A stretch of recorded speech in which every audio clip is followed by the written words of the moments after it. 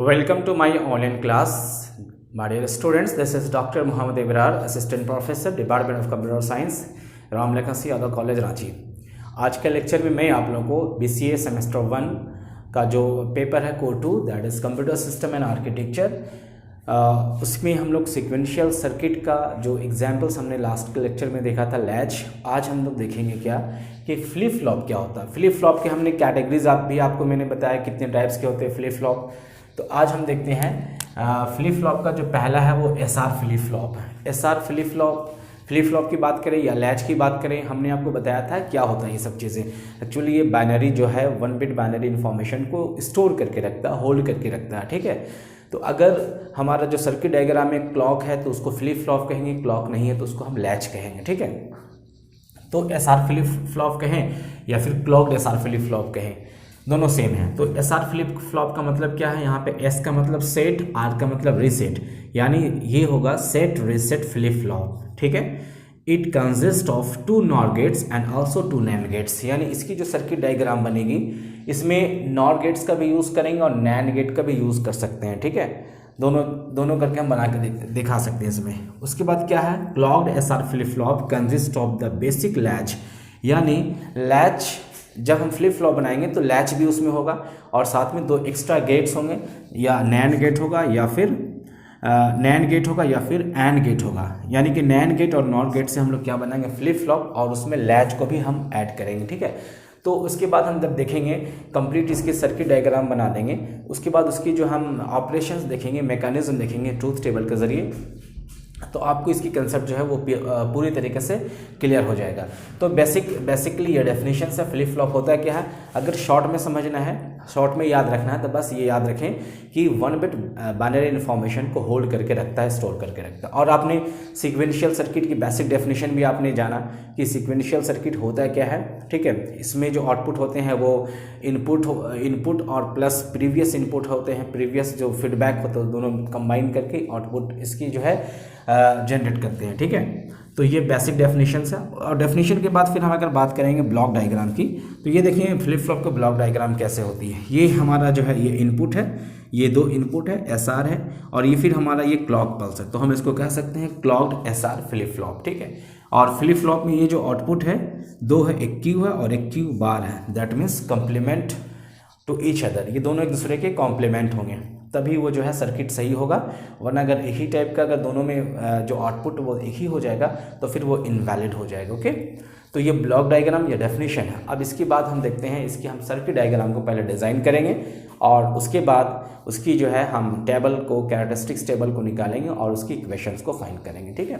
तो चलें इसके सर्किट डायग्राम को डिज़ाइन करें। उसके बाद हम लोग बात करते हैं इसकी फ्लिप फ्लॉप की सर्किट डायग्राम के ऊपर, ठीक है। देखिए यहाँ पे हमने सर्किट डायग्राम जो बनाया, यहाँ पे हमने 2 NAND गेट यहाँ पे लिया और यहाँ पे जो लैच है ये NAND गेट से है, ठीक है ना। तो लैच NAND गेट का हो या NOR गेट का हो, यहाँ पे आप अगर ये NAND गेट का लैच है तो यहाँ पे NAND गेट होगा, ठीक है। अगर ये NOR गेट का लैच है तो यहाँ पे AND गेट होगा, ध्यान रहे। तो हम यहाँ पे अभी ये वाला बना रहे हैं, NAND गेट का लैच है तो NAND गेट ले रहे हैं, ठीक है। और इसमें एक क्लॉक, इसमें एक इनपुट S है और इसमें जो है इनपुट R है और इसमें क्लॉक जो है पल्स है, ये दोनों में इनपुट है, ठीक है। इसमें जो आउटपुट निकल रहे हैं वो इधर से फीडबैक लेना आएगा यहाँ पे। अभी आपको हम जब इसकी ट्रूथ टेबल दिखाएंगे तब आपको समझ में आएगा, ओके। तो यहाँ पे देखिए क्लॉक को हमेशा हम एज्यूम 1 कर लेते हैं, ठीक है ना। क्लॉक जो है 1 है। तो चूंकि यहाँ पे कितने वेरिएबल हो गए, इनपुट SR हमने लिया, एक S लिया, एक हमने R लिया, ठीक है। और एक Q जो है, चूँकि सिक्वेंशियल सर्किट में आपको पता है कि पहले का जो फीडबैक होता है वो भी उसकी इनपुट ही कहलाती है, ठीक है। तो Q भी यहाँ पे क्या होगा, ये इनपुट हो जाएगा। और उसके बाद जो नेक्स्ट स्टेट होगी ये QN+1 होगी, ये इसकी जो आउटपुट होगी उसकी नेक्स्ट स्टेट होगी यानी QN+1 हो जाएगी, ध्यान रहे, ओके। तो अब देखिए आपके पास 3 इनपुट्स हैं, तो आपके पास जो कॉम्बिनेशन कितने हो जाएंगे, क्योंकि आपको मालूम है ये 2 का पावर 3 दैट मीन्स 8, तो 1 2 3 4 5 6 7 8 इस तरीके से कॉम्बिनेशन आपको आता है निकालने, आप निकाल लें। उसके बाद इसको देख के हम यहाँ सर्किट में इसको अप्लाई करेंगे और देखते हैं आउटपुट कैसे आता है, राइट। सबसे पहले मान लें हम Q का वैल्यू जो है एज्यूम कर लेते हैं 0 है और S और R का वैल्यू 0 0 है, S का वैल्यू भी 0 है, R का वैल्यू भी 0 है, ठीक है। तो अब देखिए यहाँ इनपुट 0 हो गया एक, और दूसरा इनपुट क्या, क्लॉक का वैल्यू क्या हो गया 1 हो गया, ठीक है ना। तो 1 0 में जब नैंड गेट में होगा तो 1 0 में क्या होगा, देखिए 1 यहाँ पे क्या निकला, 1 निकला, ठीक है। अब यहाँ पे क्या है 0 1, यहाँ पे क्या निकला 1 निकल गया, ओके। अब यहाँ पे ये 1 है और इधर से क्या आएगा 0, तो 0 1 का वैल्यू क्या होगा, 0 1 यहाँ से 0 आ रहा है तो 0 1 का वैल्यू क्या हो जाएगा, यहाँ से देखें 0 1 का वैल्यू कोई भी एक 0 होगा तो 1 हो जाएगा, तो यहाँ क्या निकला 1, ओके। अब ये वाला 1 यहाँ आया, ठीक है, और ये 1 दोनों जब 1 हो गया, 1 दोनों हो गए तो क्या वैल्यू निकलेगा 0। तो देखिए आप Qn प्लस जो नेक्स्ट स्टेट है Qn प्लस 1 की वैल्यू 0 आ गई, ठीक है। तो हम जितनी कुछ हम यहाँ पे आपको दिखा देते हैं बना के कैसे इसको फाइंड किया जाता है। उसके बाद नेक्स्ट स्टेप में देखें फिर से 0 कैसे आ गया, हम उसको फिर चेक करते हैं 0 कैसे आ गया यहाँ पे। तो नेक्स्ट स्टेप में ये देखें s का वैल्यू हम कितना पुट कर रहे हैं, s का वैल्यू हम 0 पुट किए और r का वैल्यू कितना पुट किए 1। तो देखें यहाँ पे जब ये 0 है तो ये हमेशा 1 ही है, क्लॉक हमेशा 1 ही है, राइट, ये हमेशा 1 रहेगा। तो 0 1 नैंड गेट कितना होता है 0 1, देखिए 1 निकला यहाँ से, राइट। अब ये वाला 1 ये 1 1 कितना निकला 0 निकल गया, ठीक है। अब ये यहाँ 0 आया, ये इनपुट 0 आया और Q का पहले से वैल्यू कितना था, पहले से वैल्यू Q का वैल्यू 0 था, यानी कि नेक्स्ट स्टेट की। तो 0 0 जब हो जाएगा तो कितना हो जाएगा, यहाँ 1 निकलेगा। अब ये 1 यहाँ आएगा तो जब ये 1 1 फिर से यहाँ 1 हो गया और ये पहले अभी 1 निकला तो 1 1 निकल जाएगा तो कितना होगा 0। तो अगेन इसकी वैल्यू जो है ये Qn प्लस 1 की वैल्यू 0 हो गई, ठीक है। तो ये चीज़ आप ध्यान दें, अगर आप टेबल को सामने रख के सर्किट में अप्लाई करेंगे इसकी इनपुट्स तो आपको सारा जो है ये आउटपुट निकल जाएगा। एक इसका देख लेते हैं, उसके बाद आपको सब समझ में आ जाएगा, ठीक है। मान लेते हैं इसका वैल्यू इस बार 1 पुट किए, राइट, और इसका वैल्यू 1 पुट किया और आर का वैल्यू 0 पुट किए। तो ये 1 क्यों आ रहा है भाई, देखते हैं। इसका वैल्यू 1 तो 1 1 कितना हो जाएगा, देखिए 1 1 कितना हो जा रहा है 0, ठीक है। अब 0 1 कितना हो रहा है 1, ठीक है। अब ये 1 यहाँ पे आया, यहाँ पर कितना आ गया ये 1 और Q की वैल्यू कितनी है पहले से यहाँ पर 0, तो 1 0 कितना हो जाएगा 1 0 1 ही हो रहा है, ठीक है। अब ये 1 फिर यहाँ आया और ये 0, तो 1 0 कितना हो जा रहा है 1 हो रहा है। तो इस बार इसकी वैल्यू कितनी आ गई 1 आ गई, ठीक है। तो ध्यान रहे यहाँ पे देखें s का वैल्यू जो है 1 वही यहाँ पे आ गया, ठीक है। फिर यहाँ पे देखें इसके बाद यहाँ ये 2 1 1 है, इसमें क्या करेंगे अगर इस टाइप से वैल्यू आ जाएगा तो डोंट केयर कर देंगे। कैसे, क्या इसके आउटपुट उसको भी देख लेते हैं हम। इसके आउटपुट जो है मान लें इसको 1 1 मान लेते हैं, ठीक है। तो 1 1 जब जाएगा तो देखिए 0 हो गया, फिर यहाँ 1 1 जाएगा तो 0 हो गया, राइट। अब यहाँ देखें ये 0 और यहाँ Q का वैल्यू कितना है पहले से 0 1 आके कितना आ गया 0 1 आके 1 निकला, ठीक है। और फिर यहाँ पे 1 यहाँ पे आया, ठीक है। ये वाला 1 जो है ये वाला 1 यहाँ आया, 1 0 कितना आ गया 1 0 आके फिर कितना 1 आ गया। तो देखें यहाँ पे इसकी भी वैल्यू जो 1 इसकी भी वैल्यू, जब दोनों ये एक दूसरे के कंप्लीमेंट होने चाहिए, कंप्लीमेंट नहीं है तब हम वहाँ पे डोंट केयर कर देंगे। तो यहाँ हमारा इस टेबल में 2 को डोंट केयर आ रहा है। अब आप 1 बाई 1 करके अप्लाई करके आप पुट करेंगे तो आपकी सारा टेबल जो है क्लियर हो जाएगा। तो ये हमारा एक टेबल बन गया, इसको कैरेक्टरिस्टिक्स टेबल कहते हैं। अब इस टेबल के माध्यम से हम इसकी कैरेक्टरिस्टिक्स इक्वेशन निकालते हैं कर्नफ मैप के द्वारा, ठीक है।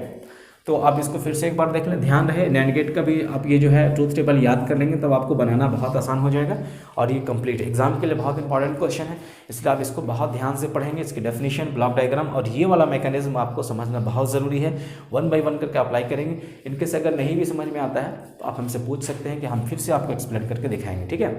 तो चलिए अब इसकी जो है इक्वेशन निकालते हैं, ओके। देखिए इस टेबल के माध्यम से हम लोग कर्नफ मैप के द्वारा इसकी इक्वेशन को कैसे फाइंड करेंगे, ठीक है।